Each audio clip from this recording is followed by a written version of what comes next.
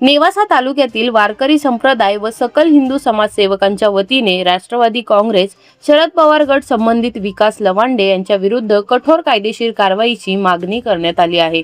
या संदर्भात तहसील प्रशासनाला निवेदन देण्यात आले आहे।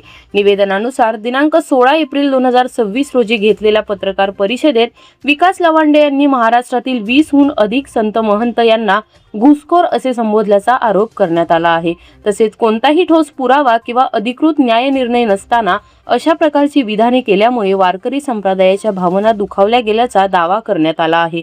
निवेदनात पुढे नमूद करण्यात आले आहे की या वक्तव्यामुळे समाजात तीव्र नाराजी निर्माण झाली असून कायदा व सुव्यवस्थेचा प्रश्न उद्भवू शकतो। संबंधित व्यक्तीवर तातडीने गुन्हा दाखल करून सखोल चौकशी करण्यात यावी अशी मागणी करण्यात आली आहे। तसेच विकास लवांडे यांनी सोशल मीडियावरूनही संत महंतांविषयी आक्षेपार्ह पोस्ट केल्याचा आरोप करण्यात आला असून त्यांच्या फेसबुक खात्यावरही निर्बंध घालण्याची मागणी करण्यात आली आहे।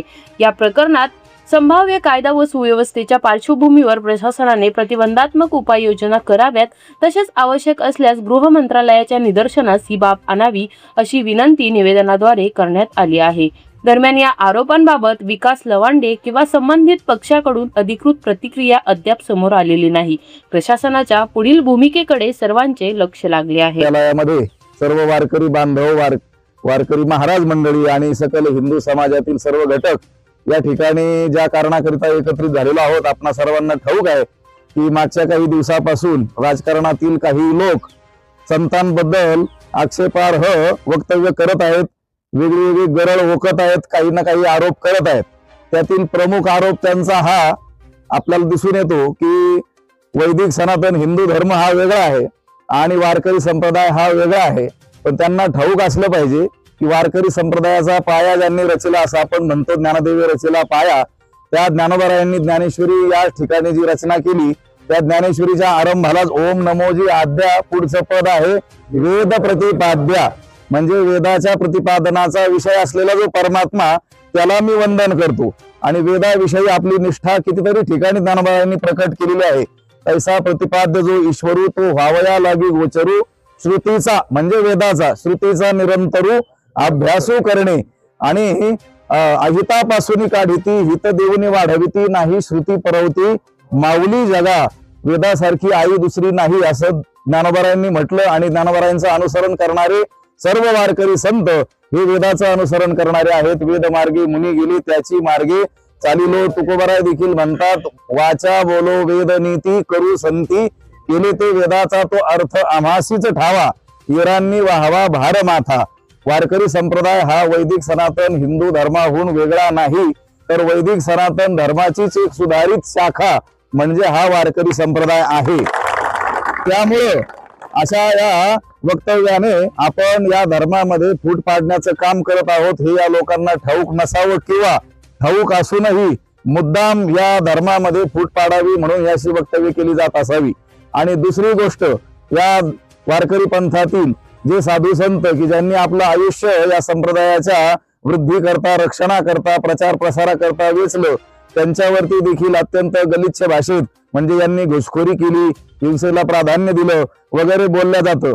परंतु या महात्म्यांचं आयुष्य आपल्या सर्वांच्या समोर आहे की त्यांनी या समाजाची जडणघडण करण्याचा आयुष्यभर प्रयत्न केलेला आहे, कुठेही हिंसेला प्राधान्य दिलेलं नाही।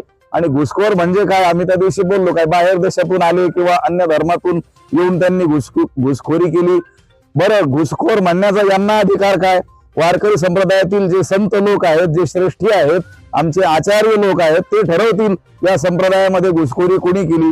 ज्यांना संप्रदायाचं कोणत्याही प्रकारचं ज्ञान नाही त्या लोकांनी संप्रदायाविषयी बोलू नये किंवा आपला अजेंडा चालवण्याकरिता सांप्रदायिक आधार किंवा संत वचनातील काही वचनांचा आधार घेणं हे योग्य नाही।